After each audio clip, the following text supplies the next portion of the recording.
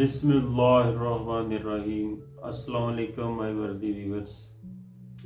तो बात कुछ यूँ है कि आज से कुछ साल पहले जब मैं स्टूडेंट था तो मेरे उस्ताद प्रोफेसर वासिफ महमूद साहब, अल्लाह उन्हें करवट करवट जन्नत नसीब करे, उन्होंने एक कहानी सुनाई थी। वो कहानी का नाम था वहीद की कहानी। तो वहीद की कहानी आज मैं आपको सुनाता हूँ। वहीद की कहानी मेरी ज़बानी। एक दफ़ा का जिक्र है कि वहीद बड़े गुस्से में घर से निकला। गुस्सा उसको ये था कि उसको घर वालों ने मोटरसाइकिल क्यों नहीं लेके दी, और वो ये बुड़बुड़ाते हुए घर से जब निकला गुस्से में तेज़ी से, तो ये बुड़बुड़ा रहा था कि जब मोटरसाइकिल नहीं लेकर दे सकते माँ बाप तो इंजीनियर बनाने के ख्वाब क्यों देखे थे। अच्छा, वो वहीद इतने गुस्से में था कि वो उसको ये भी याद नहीं रहा कि मैं अपना जूता पहन लूँ। वो जल्दी में अपने वालिद का जूता पहनकर घर से चल निकला और जाते हुए उसने अपने वालिद का पर्स भी उठा लिया, क्योंकि वो समझता था कि इसमें पैसों का सारा हिसाब किताब होगा जो मेरे वालिद मेरी अम्मी से छुपाते हैं। अच्छा, जब वो गुस्से से तेज़ी से घर से निकला, चल पड़ा और उसने सोचा कि मैं घर छोड़ के अब चला जाऊंगा और मेरे साथ नाइंसाफ़ी है, ये है वो है, जैसे नौजवान सोचते हैं। अच्छा, वहीद यूं ही कच्चा रास्ता तय करके पक्की सड़क के ऊपर चलना शुरू किया, पक्की सड़क के ऊपर पहुंचा तो उसके पाँव में उसको चुभन महसूस हुई। तो उसने कहा चलें कुछ नहीं, वो और चला तो पाँव में उसको शदीद दर्द महसूस होने लगा। जब उसने जूता उतार के देखा तो उसको एहसास हुआ कि वो जल्दी में गुस्से में अपने वालिद का जूता पहन आया है और जूते में एड़ी में एक कील उभरी हुई है जो उसकी एड़ी को टच कर रही थी, और वो कील लगने की वजह से वहीद की एड़ी से खून बह रहा था। बहरहाल वहीद गुस्से में था और उसने दोबारा वो जूता पहना और चलना शुरू कर दिया, क्योंकि वो सोच चुका था, फैसला कर चुका था जल्दबाजी में कि उसने घर छोड़ना है। अच्छा, थोड़ा आगे चला तो सड़क के ऊपर पानी लगा हुआ था, तो उसको पाँव में गीला महसूस हुआ। जब उसने जूता उतारा तो देखा कि जूते का तलवा फटा हुआ है, जिससे पानी रिसकर जूते के अंदर आ रहा था, जिसकी वजह से उसका पाँव गीला हो गया। मगर वो शदीद गुस्से में था और उसको हर हाल में घर छोड़ के जाना था। तो वही तेज़ी से चलता हुआ, ये सारा कुछ बर्दाश्त करता हुआ बस स्टॉप पर पहुंच गया। वहां जाकर उसको मालूम हुआ कि बस के आने में अभी 1 घंटा बाकी है। तो वो एक बेंच पर बस का इंतज़ार करने लगा। तो उसने सोचा कि अभी 1 घंटा है। अपने अब्बू का पर्स, वो जो घर से लाया था, उसने कहा कि चलें पर्स खोल कर देखते हैं कि इसमें है क्या। जब उसने पर्स खोला तो उसमें से एक पर्ची निकली जिसके ऊपर लिखा हुआ था 40,000 लैपटॉप के लिए कर्ज लिए। वहीद बड़ा परेशान हुआ। उसने कहा वो लैपटॉप तो मेरे पास है। उसने एक और कार्ड उस पर्स में से निकाला। उस कार्ड के ऊपर लिखा हुआ था कि आपका पसंदीदा शौक क्या है, मशगला क्या है, आपका शौक। वो कोई कार्ड में कोई मुकाबला हुआ था, जिस मुकाबले में हर एम्प्लॉई से पूछा गया था कि आपका शौक क्या है। तो वहीद के वालिद साहब ने उस कार्ड में लिखा था अच्छे जूते पहनना। वहीद को और गुस्सा आया, कहता अच्छे जूते पहनना, क्योंकि वो जूता जो अपने वालिद साहब का वो पहन कर आया था उसमें एक एड़ी में कील उभरी हुई थी, जिससे वहीद की एड़ी जख्मी हो गई और खून बहने लगा, और तलवा कटा हुआ फटा हुआ था जूते का, जिससे पानी जूते में आ गया और उसके पाँव गीले हो गए। لگا یہ کیسا شوق ہے اچھے جوتے پہننے کا۔ خیر، اس نے ایک اور تہہ دار مڑی ہوئی پرچی اپنے والد کے پرس سے نکالی، تو وہ پرچی ایک ایجنسی کا اشتہار تھا جس کے اوپر لکھا ہوا تھا پرانی اسکوٹر دے کر نئی موٹر سائیکل لے جائیں۔ وحید کے ذہن میں فوراً اپنے والد کی اسکوٹر کا آیا اور وہ سارا سین سمجھ چکا تھا۔ اس نے وہی جوتا پہنا اور گھر کی طرف واپسی دوڑ لگا دی۔ اب اس کو وہ درد بھی نہیں ہو رہی تھی اور کیل بھی نہیں چبھ رہا تھا۔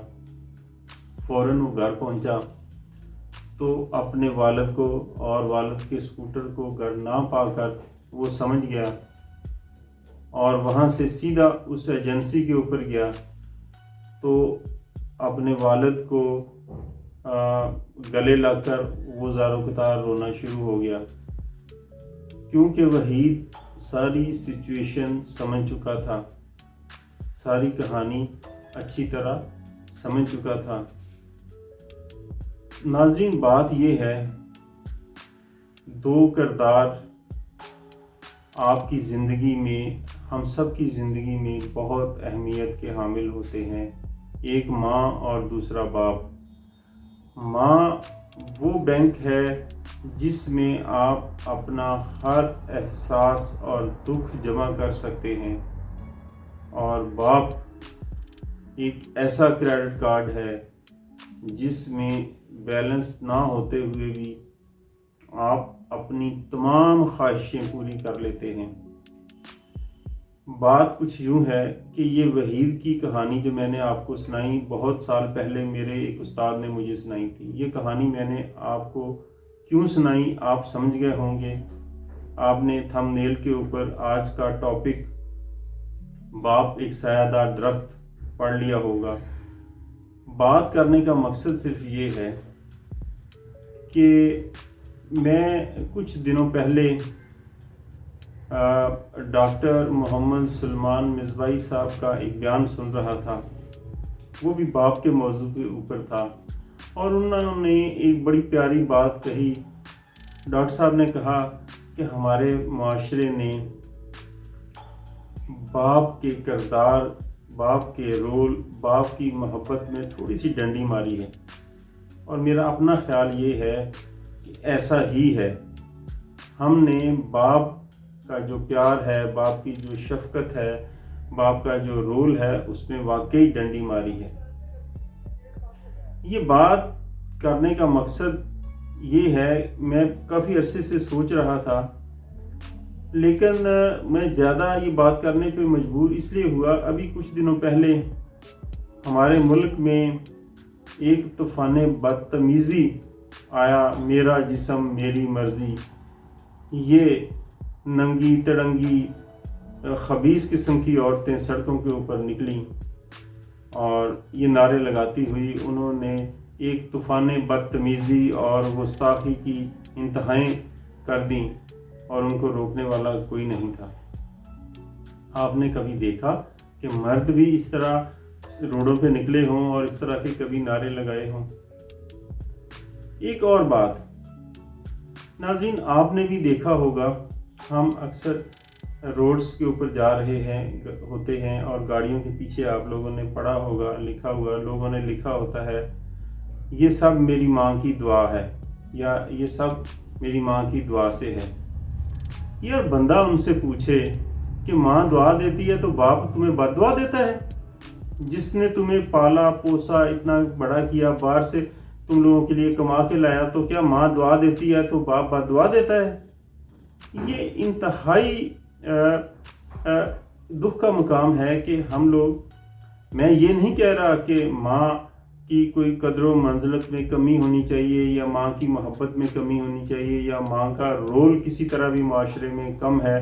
ماں کے پاؤں کے نیچے جنت ہے، لیکن ناظرین، ماں کے پاؤں کے نیچے جنت ہے، مگر جنت کا دروازہ باپ ہے۔